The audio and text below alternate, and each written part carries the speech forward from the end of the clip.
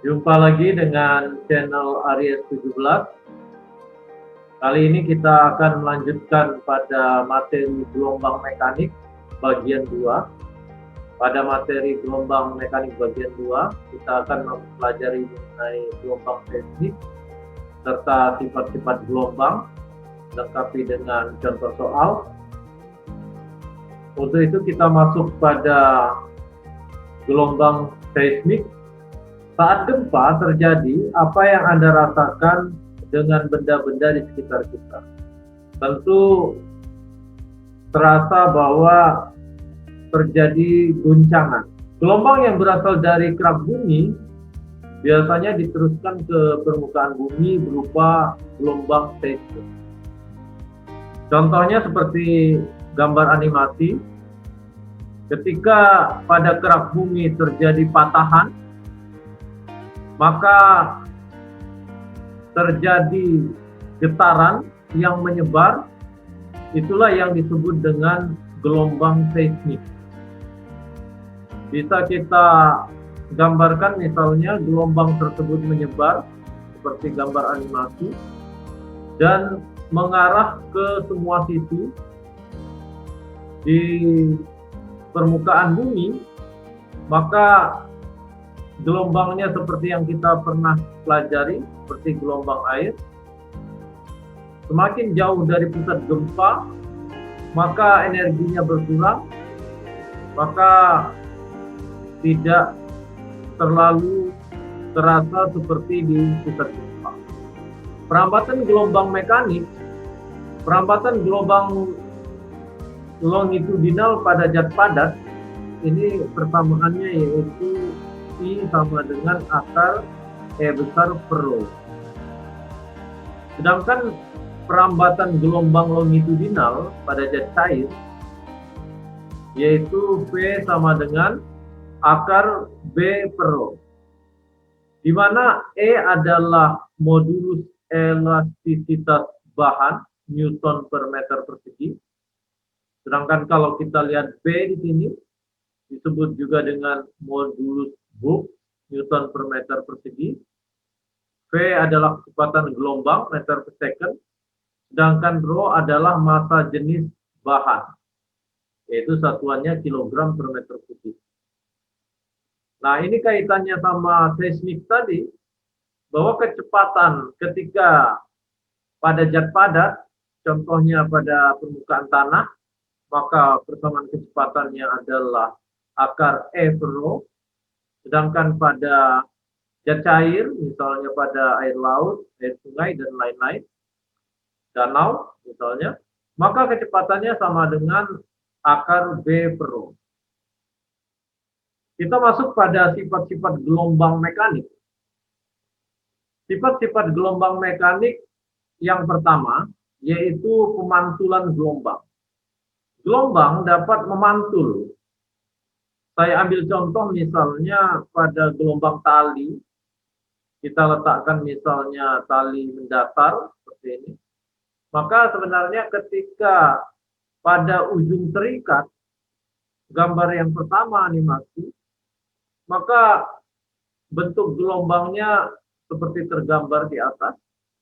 Sedangkan pada gelombang bebas, kita bisa lihat bahwa gelombangnya, kalau kita ambil contoh misalnya gelombang air, setelah menabrak dinding atau tembok, maka kembali lagi seperti ini. Karena dia ujungnya bebas.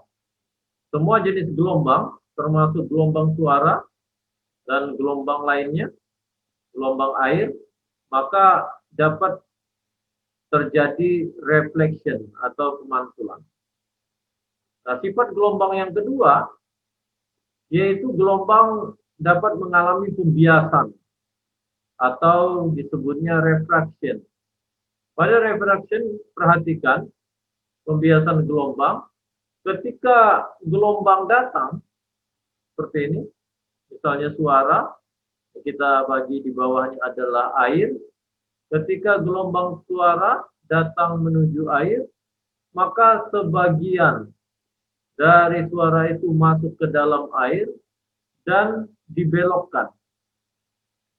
Nanti lebih jelasnya kita masuk pada hukum Cornelius. Saya lanjutkan pada sifat gelombang mekanik yang ketiga. Gelombang dapat terjadi interferensi gelombang. Interferensi ini bisa terjadi karena ada dua atau lebih gelombang yang saling berintervensi akibat terjadinya penumpukan antar gelombang tersebut. Kita masuk pada sifat gelombang yang keempat, yaitu difraksi gelombang atau diffraction. Difraksi gelombang, saya ambil contoh misalnya ada gelombang yang lurus di sini, ketika bergerak memasuki sebuah celah, maka setelah melewati celah, gelombang tersebut menyebar. Kita bisa lihat gambar animasi. Kita lanjutkan pada pemantulan gelombang atau reflection. Proses pemantulan bisa kita lihat di sini. Ketika misalnya ada air, permukaan air, ada udara. Ketika gelombang datang, misalnya gelombang suara, setelah menyentuh air, sebagian tadi ada yang dipantulkan atau direfleksikan, maka pemantulannya bisa digambarkan seperti animasi berikut ini. Hukum pemantulan ini dikenal dengan hukum Cornelius. Kata Cornelius bahwa besarnya sinar sudut datang, disebut juga dengan I, sama dengan sudut pantul, yaitu R. Kalau kita lihat di sini, sinar sudut datang, garis berwarna merah, dan sinar sudut pantul berwarna biru, maka di sini besarnya sudut I sama dengan besar sudut R. Kita lanjut pada pembiasan gelombang atau disebut juga dengan refraction. Kita bisa lihat pada gambar di bagian kanan, ketika seorang pencari ikan di sungai melihat ikan, maka sebenarnya ikan yang dia lihat adalah bukan ikan sesungguhnya, tetapi bayangan ikan tersebut yang mengalami pembiasan. Apabila kita lihat di sini, yaitu bayangan berada di atas daripada ikan sesungguhnya. Maka terjadinya pembiasan atau refraksi ini mengakibatkan pencari ikan harus mengira-ngira di mana posisi ikan sebenarnya. Karena adanya pembiasan gelombang, contohnya di sini adalah gelombang cahaya. Jadi yang dilihat bukan ikan sebenarnya, karena kecepatan frekuensi dikali dengan panjang gelombang, di sini V sama dengan F dikali lambda, maka diperoleh bahwa sinar sudut datang, kalau saya ambil garis tegak lurus, kata Cornelius, apabila garis tegak lurus terhadap bidang batas antara dua bidang, maka sinar sudut datang adalah yaitu sudut antara garis tegak lurus terhadap bidang. Maka di sini sinar sudut datang kita sebut dengan I, dan ini bagian garis bagian bawah antara ikan sesungguhnya dengan garis tegak terhadap bidang kita sebut R, maka diperoleh bahwa sin I per sin R sama dengan lambda 1 per lambda 2. Indeks bias suatu medium Apabila kita lihat di sini indeks bias udara dan air, kenapa terjadi pembiasan? Karena terjadi perbedaan indeks bias antara udara dan air. Maka indeks bias suatu medium kita bisa ambil persamaannya bahwa indeks bias sama dengan cepat rambat gelombang cahaya di udara dibagi dengan cepat rambat di dalam air. Maka diperoleh persamaan bahwa sin I dibagi dengan sin R sama dengan N2 adalah indeks bias air dan N1 adalah indeks bias udara. Kalau seperti gambar di sana. Sin I per sin R berdasarkan persamaan C per V, kita masukkan ke dalam sini.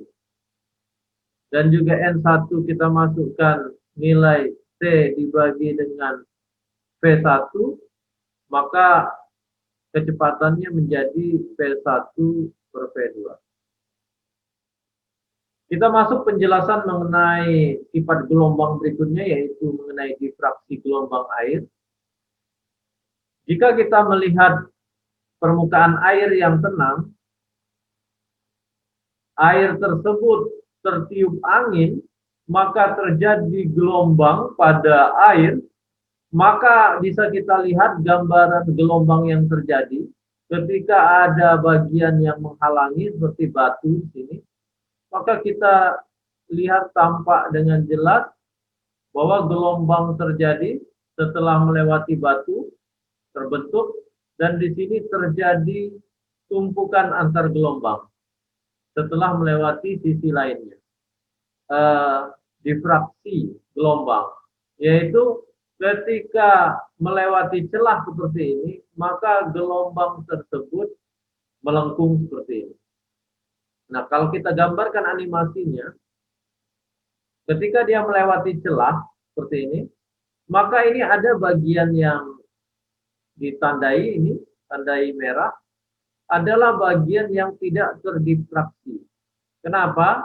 Karena garis gelombang sama dengan garis datang tadi sebelum melewati celah. Sedangkan bagian sisi lainnya terjadi seperti lengkungan, maka dia dikatakan terdifraksi. Difraksi sempurna bisa kita lihat misalnya gambarannya seperti gambar berikutnya, animasi.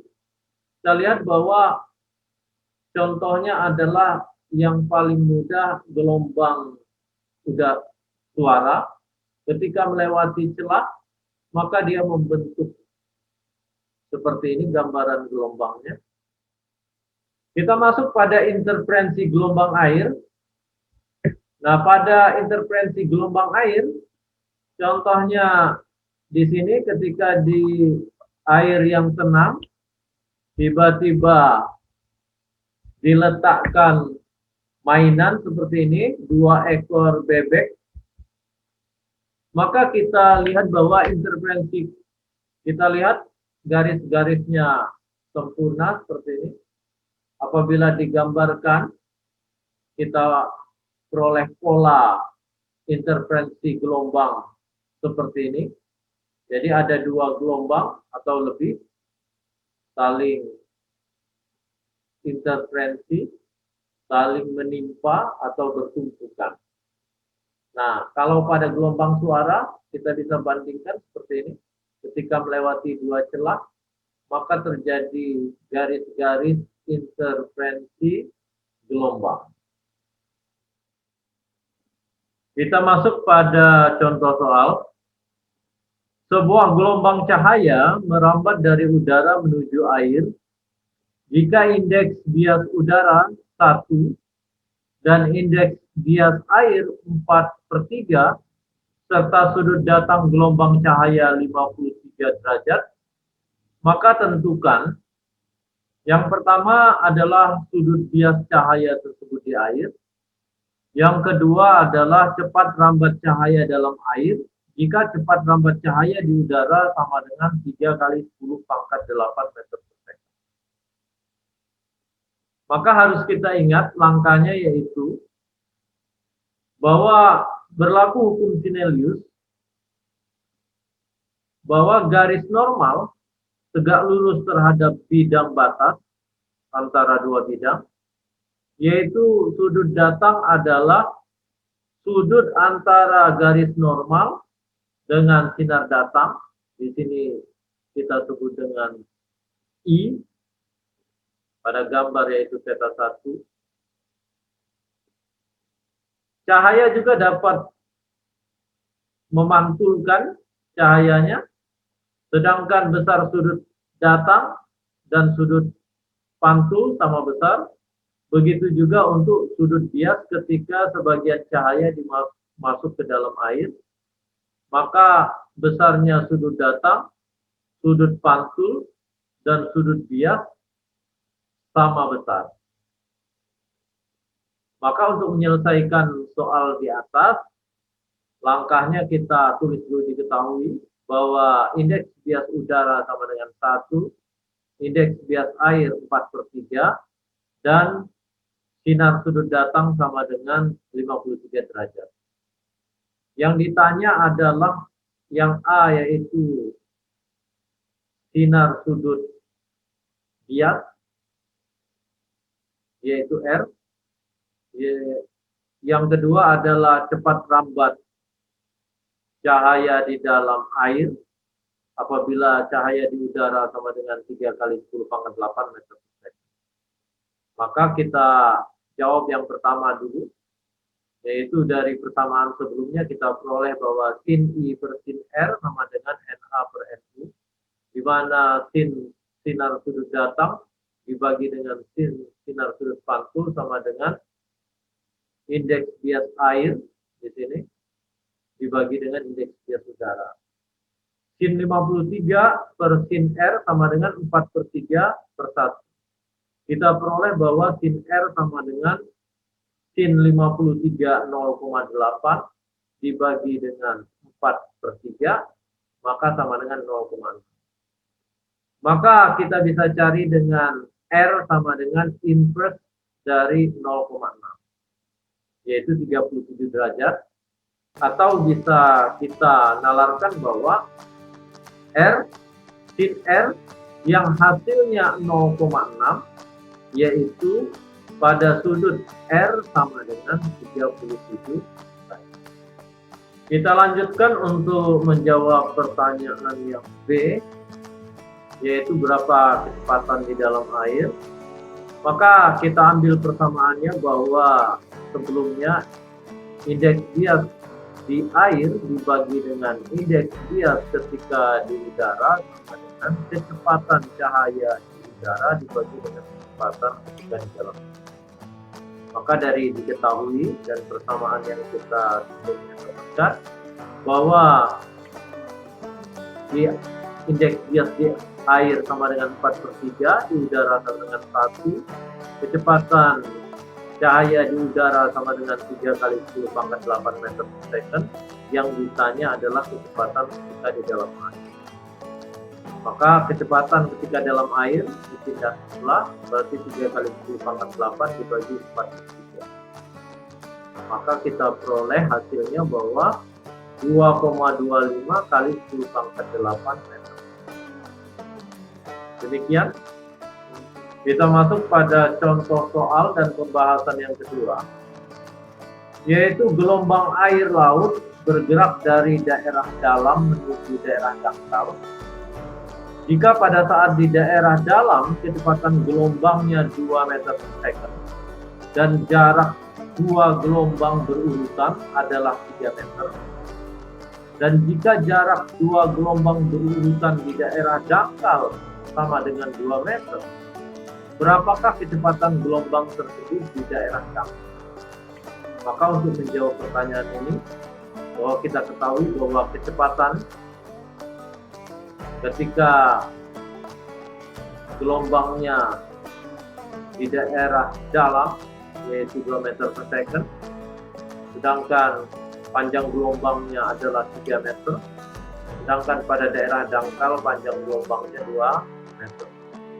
Sehingga yang ditanya adalah yaitu kecepatan ketika di daerah dangkal. Maka di sini untuk menjawabnya yaitu V1 per V2 sama dengan lambda 1 per lambda 2. Sehingga kita masukkan nilai yang kita tahu tadi, V1 2 meter per second dibagi dengan V2 yang kita cari, dimasukkan lagi panjang gelombang ketika di daerah dalam 3 meter dan di daerah dangkal 2 meter. Maka kita dapat peroleh bahwa besarnya V2 sama dengan 2M dikali dengan 2 meter per second dibagi dengan 3 meter. Maka kita peroleh besarnya yaitu 1,3 meter per second. Demikian penjelasan mengenai materi gelombang mekanik, lanjutan dari materi sebelumnya. Semoga video ini bermanfaat. Terima kasih.